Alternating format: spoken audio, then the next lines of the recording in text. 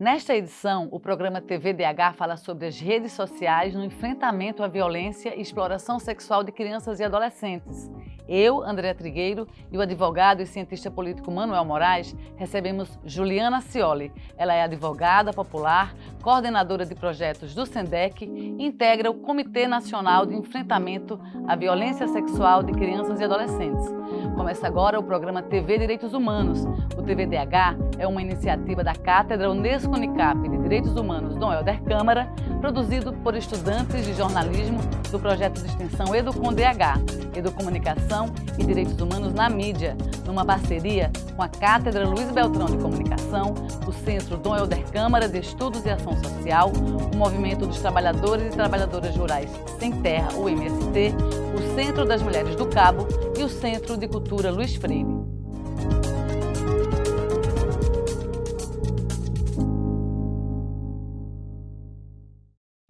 Só nos primeiros 6 meses de 2023, 120 mil crianças e adolescentes foram vítimas de violações de direitos humanos no Brasil. Os dados são do Disque 100. Os números também mostram que a cada 15 minutos uma criança sofre violência. A escola é o terceiro lugar entre os locais com maior índice de violência. Quanto aos tipos, a violência psicológica está em terceiro lugar no ranking. Em quarta posição está a violência sexual. Como se não bastasse, o Brasil é o quinto país no mundo que mais casa crianças. E o estupro virtual ampliou durante a pandemia. Este cenário mostra que as redes sociais podem ser um lugar inseguro para uma criança ou um adolescente estar. E a maioria está lá. Mas por que não estamos cuidando das nossas crianças e adolescentes com prioridade absoluta, como está previsto na Constituição Federal? Manuel, Juliana, muito obrigada pela presença de vocês. E eu começo esse programa falando justamente sobre isso. Por que as nossas crianças e adolescentes são deixados de lado quando a gente fala de políticas públicas para garantir direitos humanos? Quem começa? Eu começo. Primeiro, obrigado pelo convite, né? Sempre muito bom estar aqui conversando sobre direitos humanos, especial para os adolescentes. Eu acho que a gente tem inicialmente uma questão histórica, né? De em que medida que essas crianças e os adolescentes eles se tornam sujeitos de direito durante todo esse percurso da legislação. Então, até pouco tempo e até hoje, né? A gente escuta, quando a gente trata de criança e adolescente, o termo menor. Então, isso remete a esse lugar de ser menor em direitos, menor em existência, menor em ser protegido, menor em todas as circunstâncias. Então, trazer essa criança e esse adolescente para esse lugar de cuidado também é trazê-lo para o lugar de sujeito. Então, é uma desconstrução ainda nova, né?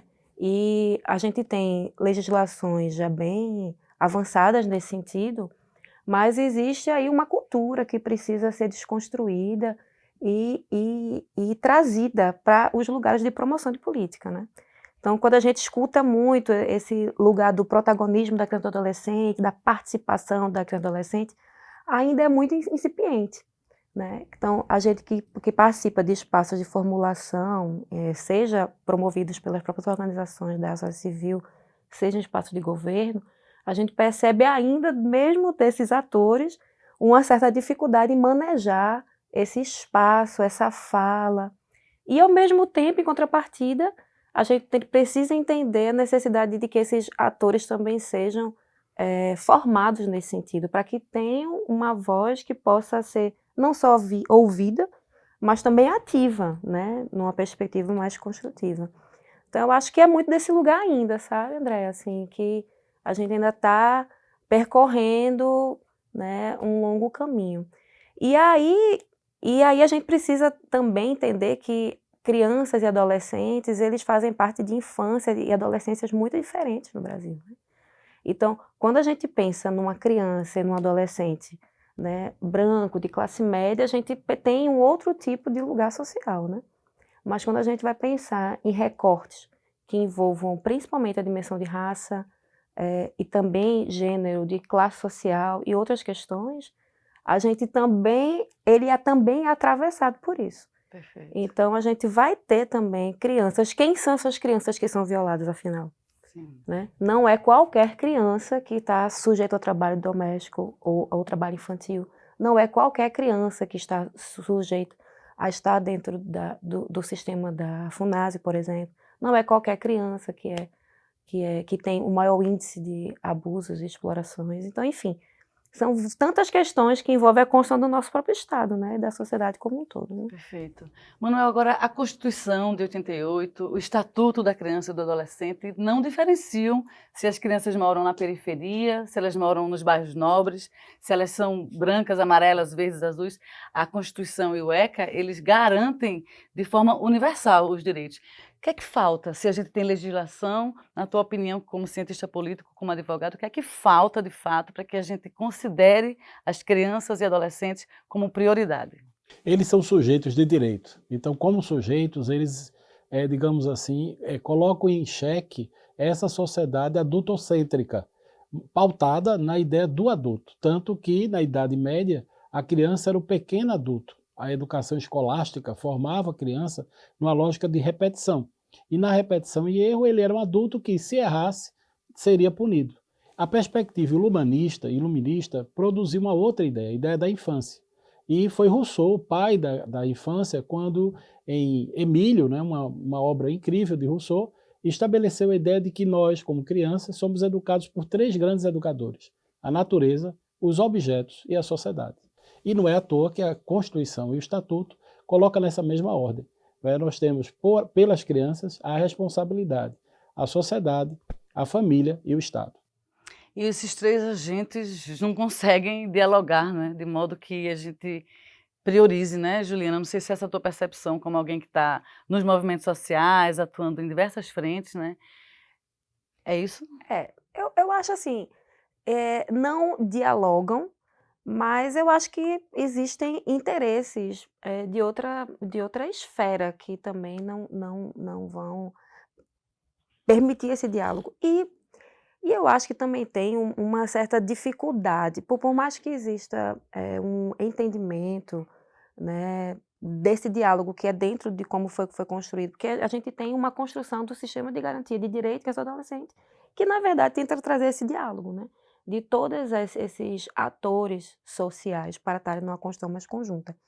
Mas essa interrelação, ela é ainda muito difícil, porque as políticas elas são muito recortadas e muito voltadas para algo muito mais específico. Então, quando você tem uma rede de atendimento que não vai estar dialogando com o sistema de justiça, que não vai estar dialogando com a escola, que não vai estar dialogando com outros atores, porque existe essa dificuldade, o sistema ele fica sem muita eficácia, né? E aí é como o Manuel diz, a gente tem esses atores que devem estar, né, em conjunção, mas na prática isso é muito difícil, muito difícil. Perfeito. A gente vai continuar falando sobre esse assunto, porque no próximo bloco, a reportagem de Rafael Negrão mostra para a gente a conexão com proteção, tema da campanha da Rede de Enfrentamento à Violência Sexual contra Crianças e Adolescentes para este ano de 2024. A gente volta no instante.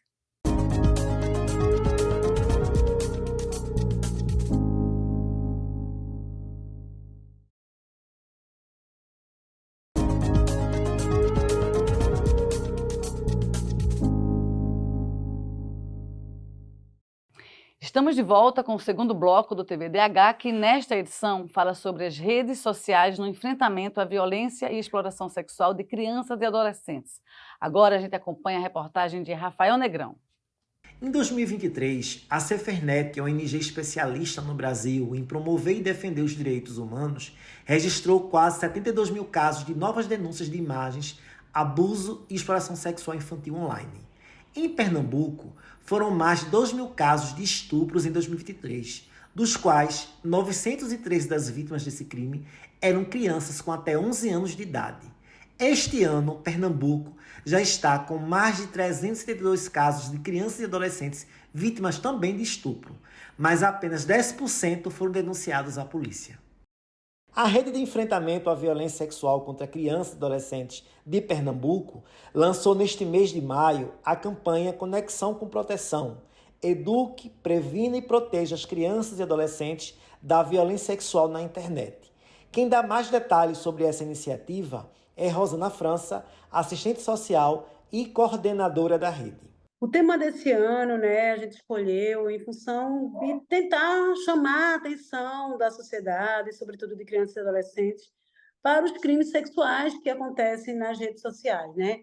Então, todo ano a gente sempre pauta uma das vertentes da violência sexual, né? Porque a violência sexual, ela se apresenta de diferentes formas. A gente sabe que tem o abuso, com contato físico, sem contato físico, a pornografia, a pedofilia e a exploração sexual. Que dentro da exploração sexual a gente vai ter o tráfico para fins sexuais, a pornografia e o turismo sexual. Então, esse ano a gente focou na exploração sexual na internet, porque infelizmente é um crime que vem aumentando de uma forma assustadora nas redes sociais, né? Então, a gente vai ter aí instituições que trabalham no enfrentamento às violências sexuais e na promoção dos direitos humanos e que vem fazendo esse trabalho de acompanhar as denúncias na internet, como é o caso da SaferNet, e traz para a gente uma série de dados assustadores do aumento dos crimes sexuais do ano passado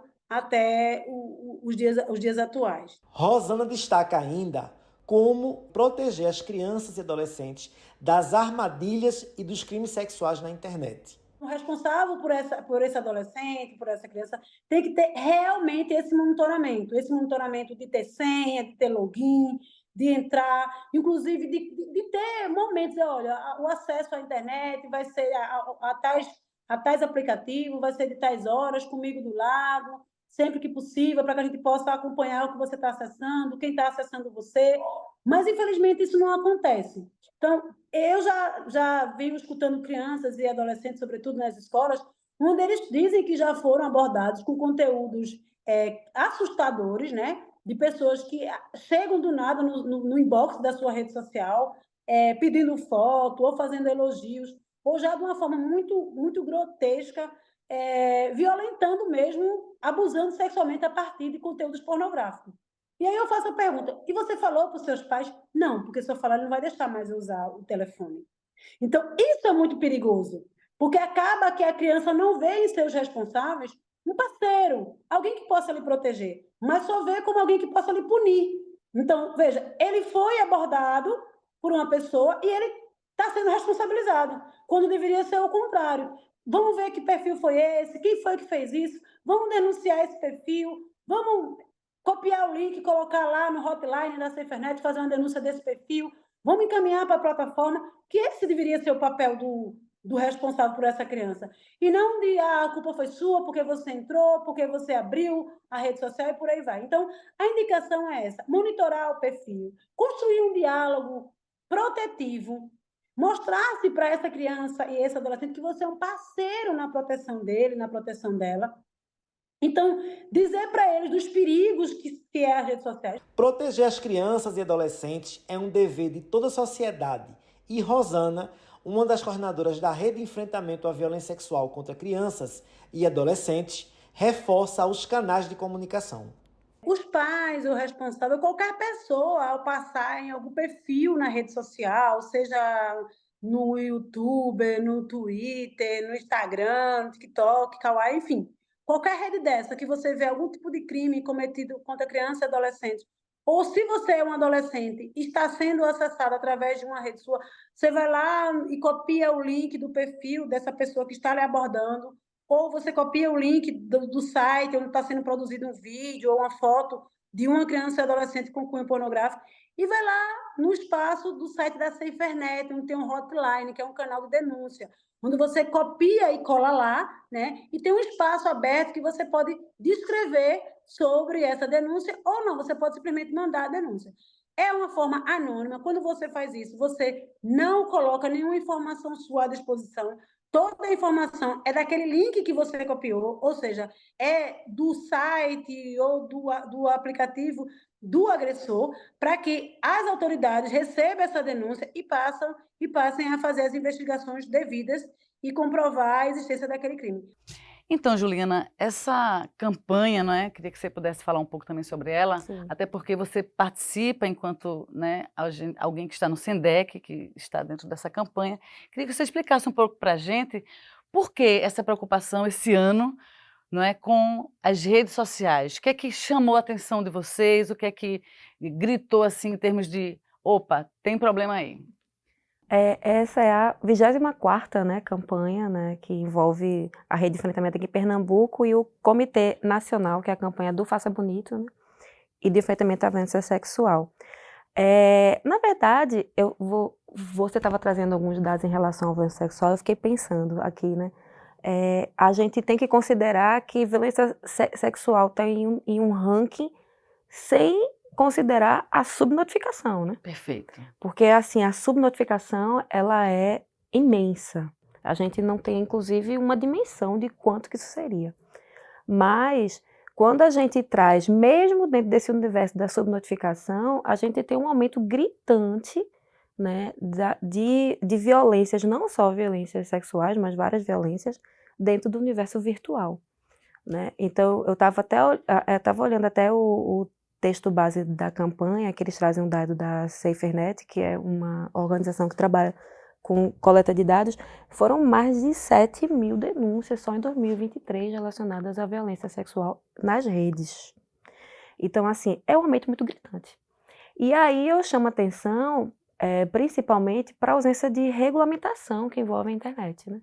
Então, por mais existe esse discurso, né, da regulamentação e que envolve principalmente uma dimensão mais econômica, mas a gente tem que trazer para as nossas crianças e adolescentes em que medida que esse descontrole que existe dentro das redes é perigoso para essas crianças, né? Então, a campanha nacional, na verdade, ela não faz esse recorte específico, ela faz um recorte sobre o atendimento da rede, né, da rede de proteção, de forma geral, que foi o que a gente construiu em fevereiro. Foi feito um congresso das organizações para estarem trabalhando sobre isso.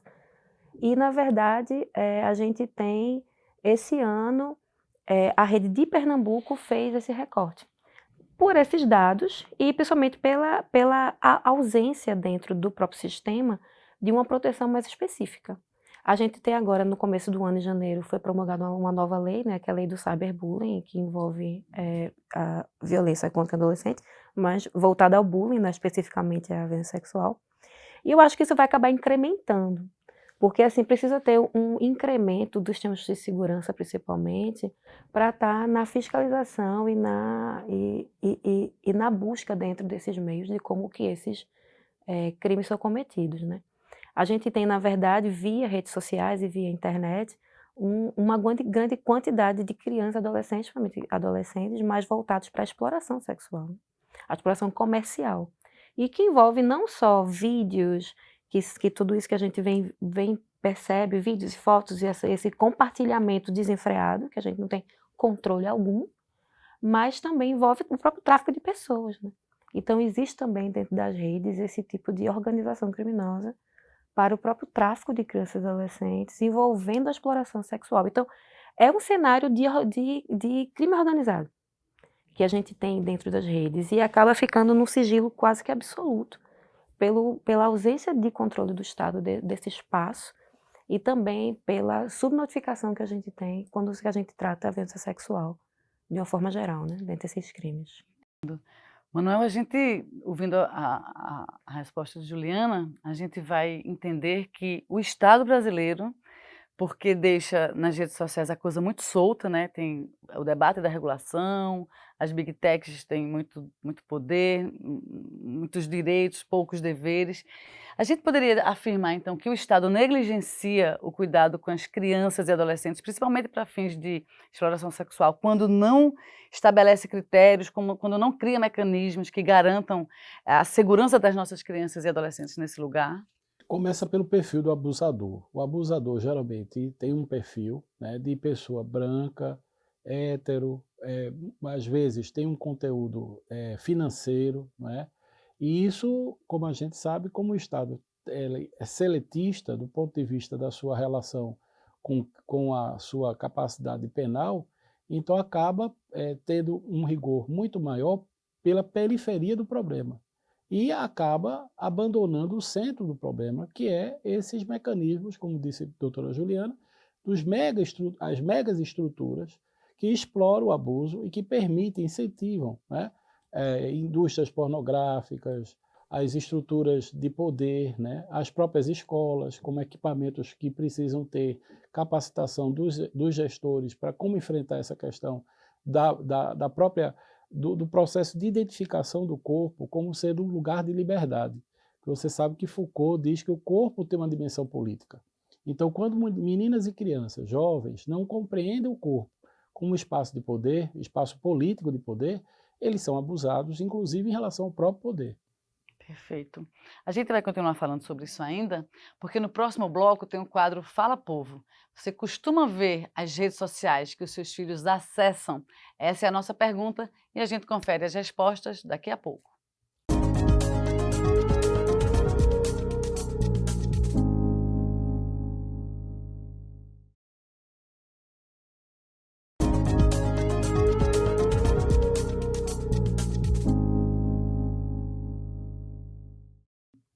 Estamos de volta com o terceiro bloco do TVDH, que nesta edição fala sobre as redes sociais no enfrentamento à violência e exploração sexual de crianças e adolescentes.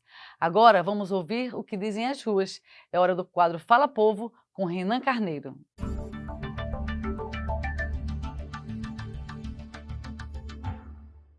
De acordo com um estudo realizado no ano passado pelo Centro Regional de Estudos para o Desenvolvimento da Sociedade da Informação, CETIC, cerca de 95% da população entre 9 e 17 anos possui acesso à internet no Brasil. Desses, 99% possui perfil nas redes sociais. O Fala Povo de hoje quer saber dos responsáveis. Você costuma olhar as redes sociais que seus filhos acessam? Costumo, sim, já antigo, bem, desde mais nova até agora, depois de mais velhas, eu olho e acompanho tudo que elas postam também. Sim, costumo sim. Qual a importância disso para a senhora? A importância é para fiscalizar, para saber o que está acontecendo, se está falando com pessoas desconhecidas, né, para correr desse risco que está tendo na internet, de assédio, de um monte de coisa. Sim, Qual a importância disso para a senhora? eu gosto de saber o círculo de amizade deles e o que culturalmente ele está absorvendo. Então, Juliana, existem formas, né, de nós, enquanto família, escola, sociedade civil, proteger essas crianças. Nem todos os pais, nem todas as pessoas conseguem criar filtros, garantir que as crianças e adolescentes vão estar nas redes sociais ou na internet de uma forma mais segura. Mas, fora isso, a gente tem maneiras de impedir esse tipo de situação de vulnerabilidade para as nossas crianças e adolescentes? A lógica que existe para isso é a informação. Então, assim, quando a gente trabalha com crianças e adolescentes, é numa perspectiva de autoproteção. Então, é preciso que crianças sejam informadas sobre o uso das redes, dos perigos das redes, e elas entendam e consigam identificar que aquela situação que se percebe para ela é uma situação violadora. Então, é um processo de formação mesmo para a proteção. E as escolas poderiam ter um papel muito central nisso, né? Pelo menos na minha percepção. Enquanto rede de cuidado e de proteção, eu acho que entra nesse mesmo universo. E aí entra um certo gargalo, né?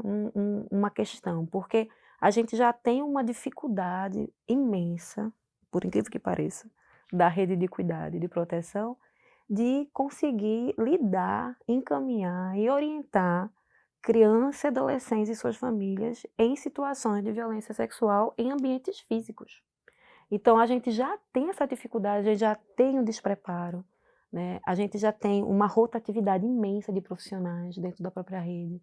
Então, é um desafio imenso, porque a gente pensa numa perspectiva formativa, né, para esses profissionais, que eles não conseguem estar lidando bem com essa situação, nem no ambiente que a gente já está acostumado a vivenciar desde sempre, avalie no ambiente virtual. Então, mas eu ainda aposto na formação. E em relação a crianças e adolescentes, inclusive lá no SENDEC a gente tem, né, a gente faz formação com adolescentes numa perspectiva de autocuidado, inclusive voltado para o uso de redes, né? E é super divertido, os meninos adoram, né? Fazem, inclusive, TikTok de proteção, é desse jeito. E é fácil, e é uma linguagem muito acessível para crianças e adolescentes, porque é uma língua que eles estão habituados. Então, falar sobre redes, falar sobre o acesso à internet, o uso de internet, para esse público é algo muito tranquilo, porque faz parte do cotidiano deles. O que eles precisam é de uma orientação de como que isso pode ser melhor utilizado, porque é uma ferramenta massa, é uma ferramenta de aprendizado, é uma ferramenta, inclusive, de você poder ter vozes, né? Você poder falar e ser ouvido. Agora, o uso dessa ferramenta, ele coloca o risco. Mas eu acho que é nessa lógica aí de autoproteção formativa. Sim.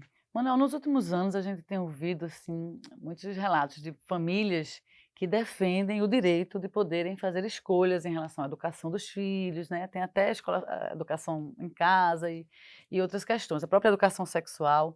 E eu te pergunto, até que ponto vai essa autonomia das famílias, por exemplo, em cuidar das crianças quando estão nas redes ou não, e a interferência de agentes externos, por exemplo. A gente pode penetrar, digamos, esse ambiente privado da família quando uma criança ou adolescente visivelmente está em situação de vulnerabilidade ou não? Isso aí realmente é da alçada da família dos pais. A pergunta é importantíssima, André, porque na prática, né, Juliana, a gente está querendo criar um adolescente lago.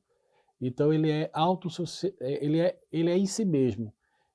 E essa família que quer criar esse adolescente lago, essa criança lago, ela impede constitucionalmente, na perspectiva da LDB, a socialização, porque a socialização da escola ela é constitutivo do processo de educação e aprendizagem. Então, a homeschool, ou seja, trazer o menino para o âmbito da escola e privatizar essa educação, isso não está garantindo direitos, está tirando dessa criança a perspectiva da diversidade. Porque, veja, um dia ela vai viver numa sociedade diversa. Ela não vai ter o pai nem a mãe como ancoragem ou como filtro para dialogar em relação ao trabalho ou dialogar em relação ao trânsito. Como é que essa criança vai viver artificialmente uma bolha? Então isso é muito triste, né? Na verdade é como se a gente estivesse vivendo uma sociedade do Big Brother, onde a criança é monitorada 24 horas, e esse monitoramento para aquelas pessoas que acreditam nisso, dariam a ela, digamos assim, uma espécie de conforto, porque está controlando aquilo que é o impedimento de um abuso, do que essa criança pode viver. Sendo que a melhor perspectiva é o que Juliana disse, é a cidadania, é o conhecimento, é a capacidade de autorreconhecimento do que ela é como sujeito no mundo. É um pouco do que nós temos na infância, quando a gente aprende e conhece Pinóquio. Pinóquio talvez seja o exemplo maior de um ser que, ao partir da vivência na comunidade, ele quer ser gente, ele quer ser indivíduo. Esse é o grande sonho. E quando a Fada Azul faz o sonho dele, ele vira uma criança, que é ser gente. E o que a gente está fazendo hoje com nossas crianças é elas se tornarem robô. Eu acho que isso é uma tragédia dessa nossa civilização. E a gente tem um costume, né, no Brasil de não meter a colher em algumas questões teoricamente de foro privado e íntimo, quando na verdade é preciso sim também contribuir, né, de várias formas. Quando o casal está ali e a mulher está sendo vítima de violência, é preciso participar de alguma forma para defendê-la, e eu acho que isso se aplica, né, dadas as devidas proporções, ao caso das nossas crianças, quando elas também estão em situação de vulnerabilidade. Bom, no próximo bloco tem o quadro Educar para os Direitos Humanos, com Ana Célia. É quando os nossos convidados respondem a uma pergunta feita por você que acompanha o TVDH. A gente volta daqui a pouco.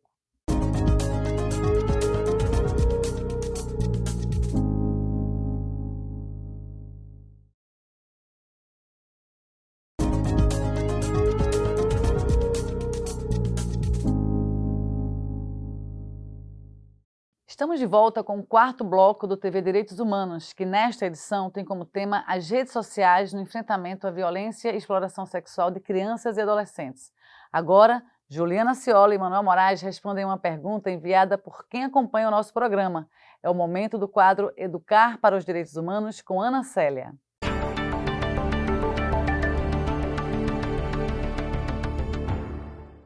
As redes sociais quando utilizadas como aliadas ou vilãs, provocam um grande impacto nos debates de temas necessários e de interesse para a nossa sociedade, a exemplo da exploração sexual de crianças e adolescentes. Uma realidade triste, mas que precisa ser evidenciada e combatida. No Educar de hoje, a aluna de Psicologia, Negalu Rodrigues, faz uma pergunta aos nossos convidados nessa questão. Olá, eu sou Negalu Rodrigues, sou estudante do curso de Psicologia e integrante do NEABI, o Núcleo de Estudo Afro-Brasileiro Indígena da Universidade Católica de Pernambuco. A minha pergunta é: quais ações imediatas que eu posso fazer, ou qualquer pessoa pode fazer, para proteger uma criança em situação de abuso sexual infantil? A gente agradece a Negalu Rodrigues, estudante de psicologia, pela pergunta. Então, gente, Juliana, começando por você, que ações imediatas a gente poderia tomar? Eu acho que primeiro a gente tem que identificar de onde está vindo essa denúncia, digamos assim, né? Por um momento você pode ouvir de alguém que soube que aquela criança ou adolescente está em situação de violência sexual, ou então a própria criança, de forma espontânea, pode chegar para você e estar lhe trazendo esse relato. Então, seja qual for essa situação, se for uma criança que chega para você para lhe dar esse relato, você deve ouvi-la e procurar a pessoa responsável, na verdade, né, o tutor responsável, se não é você, para procurar a rede de proteção. E da mesma forma, quando você sabe dizer, você escuta sobre alguma denúncia, por terceiros, que não é a própria criança ou adolescente, você também tem que procurar a rede de cuidado, de proteção. Então, são várias as portas de entrada, né? Não tem que ser necessariamente, imediatamente, a delegacia. Você pode contatar o Conselho Tutelar da sua região, você pode contatar o CREAS da sua região, você pode contatar a própria rede de saúde da sua região, também as delegacias, né? A gente, aqui em Recife, a gente tem uma delegacia especializada que, infelizmente, está com os plantões suspensos. Então, quando é fim de semana, precisa procurar a delegacia da mulher, né? E aí é encaminhar para os serviços. Então, os serviços eles vão ter essa expertise, pelo menos em tese, de estar ouvindo e encaminhando essas crianças. O próprio SENDEC também é uma porta de entrada. Crianças e adolescentes vítimas de violência também podem chegar lá, que a gente também faz encaminhamento. Agora, é muito importante que a gente siga esse fluxo, porque a gente sabe o quanto que a revitimização ela pode ser prejudicial para o impacto psicológico de crianças e adolescentes, então, e vítimas, né, sexual, e de forma geral. Então, em chegando, a tendência, se você escuta, é não ficar fazendo perguntas para essa criança sobre o fato, porque ela vai precisar repetir isso em outro local. E dentro da própria rede de entrada, não é o lugar que se faz essa escuta, né? Não faz o depoimento, essa coleta de informações mais específicas. Se faz uma escuta de cuidado, que a gente chama de escuta especializada, que é o objetivo de levar a criança para que ela seja cuidada. E aí essa rede precisa encaminhar para o sistema de justiça, para que lá ela faça o que a gente chama de depoimento especial, que é aquele depoimento com entrevistadores, com a sala adequada, com microfone, em um processo de audiência. Ali sim é onde vai ser perguntado de uma forma treinada para a criança e adolescente sobre a situação em si. Então, ter sempre esse cuidado, entender que a gente não precisa, para denunciar ou procurar a rede, ter o fato comprovado. O indício ou uma escuta breve é suficiente para entrar com a rede. E é a rede que precisa dar conta de procurar as provas nesse sentido. Perfeito. Manuel, qual o papel dos conselhos, né? Conselho estadual, conselho municipal? Eles também podem ser essas instâncias ou eles têm outro papel? Papel de controle social da política pública, porque tanto a Constituição e principalmente o Estatuto da Criança e Adolescente criou um sistema de proteção. E esse sistema de proteção envolve, na perspectiva internacional, do interesse maior da criança e adolescente, que é a Convenção Internacional dos Direitos da Criança. E nós somos signatários. E a partir daí, essas crianças são sujeitas de direito. Nós saímos, sabe, André, da ditadura militar. Havia talvez o que eu chamo de uma política do flautista. O que era a política do flautista? Aquela imagem, né, que se tinha do flautista mágico, que chega numa cidade e ele é enganado pelo prefeito, né? E aí o que ele faz para se vingar do prefeito? Ele toca uma flauta e sequestra todas as crianças, porque o prefeito é ruim, os adultos são corruptos, então ele vai levar essas crianças para um lugar de magia, de perfeição, de ética, de pureza. Então a ditadura criou nas pessoas essa fantasia de que o mundo mágico é o mundo da não denúncia, porque não existe violência. É insuportável imaginar uma criança sendo abusada. Então o pai tenta esconder, a família tenta proteger, o professor não fala com a família, então é toda uma tentativa do flautista. Alguma coisa aconteceu, mas é a magia, foi a fantasia, né? Inclusive algumas mitologias, né, que surgem em torno de pessoas que é o bicho-papão, a perna cabeluda, qualquer coisa praticou o abuso, mas não aquele que praticou e que muitas vezes é próximo. Então a gente tem que sair da lógica do flautista e entrar na lógica da ética da responsabilidade. Então na ética da responsabilidade, todos nós somos responsáveis, sociedade, né, Estado e família, pelo bem-estar de nossas crianças. Nada de tocar flauta. O melhor problema, quando surge esse problema, é enfrentá-lo com dignidade através dos serviços especializados. E com maturidade também, né, Juliana? Isso. Por exemplo, uma coisa que Juliana trouxe de não revitimizar a criança, Isso. quer dizer, fazê-la lembrar, sofrer, falar sobre aquilo que lhe causou dor. Explica. Eu só quero lembrar que isso não é só uma questão de maturidade, isso na verdade é algo previsto em lei e o não cumprimento seja um crime de violência institucional, inclusive abuso de autoridade.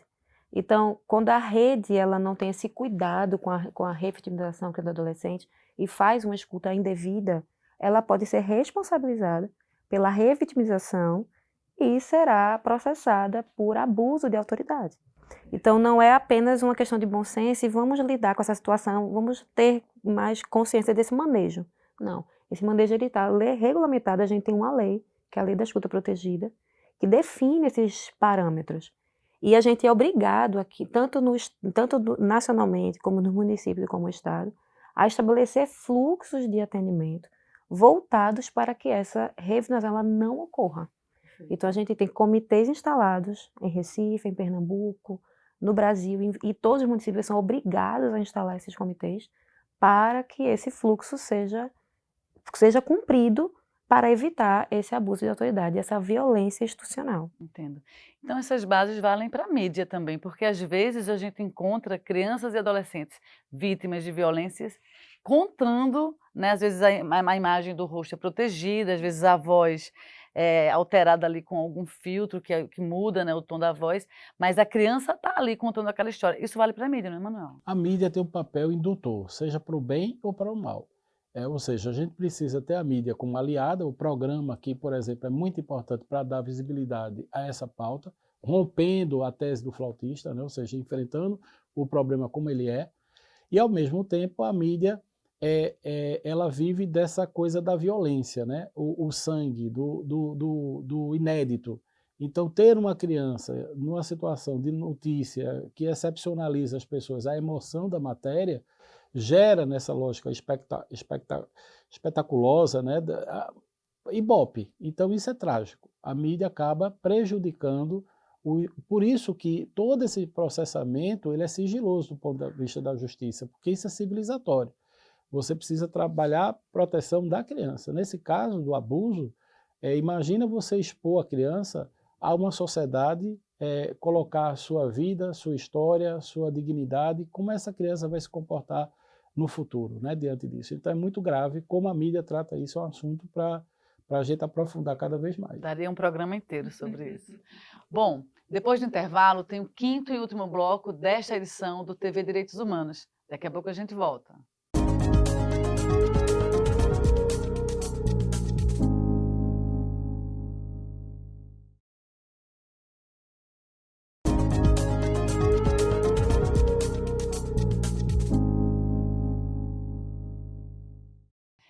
Chegamos ao 5º e último bloco do programa TV DH, que nesta edição fala sobre as redes sociais no enfrentamento à violência e exploração sexual de crianças e adolescentes. Para isso, contamos com a presença de Juliana Scioli, advogada popular, coordenadora de projetos do SENDEC, integrante do Comitê Nacional de Enfrentamento à Violência Sexual de Crianças e Adolescentes, além de Manuel Moraes, que é coordenador da Cátedra Unesco Unicap de Direitos Humanos. Bom, gente, estamos chegando ao final, né? Estamos no último bloco. Então, queria ouvir um pouco vocês sobre os desafios que nós temos pela frente. Por exemplo, Juliana, que está no campo mais dos movimentos sociais, mas também do direito. Manuel, que está no campo também dos movimentos sociais e muito no campo do direito. Quais são os desafios que nós temos pela frente? Por exemplo, a sociedade civil organizada tem conseguido dar respostas? Quais são os desafios, Juliana? Eu acho que dentro do sistema de garantia, quando a gente pensa o controle social, eu acho que o grande desafio está aí. Porque, na verdade, o que se preconiza dentro do ECA é que a gente tenha uma gestão participativa, compartilhada, e que as decisões elas sejam tomadas de forma coletiva, inclusive ouvindo crianças e adolescentes, participando desse momento também de formulação, né?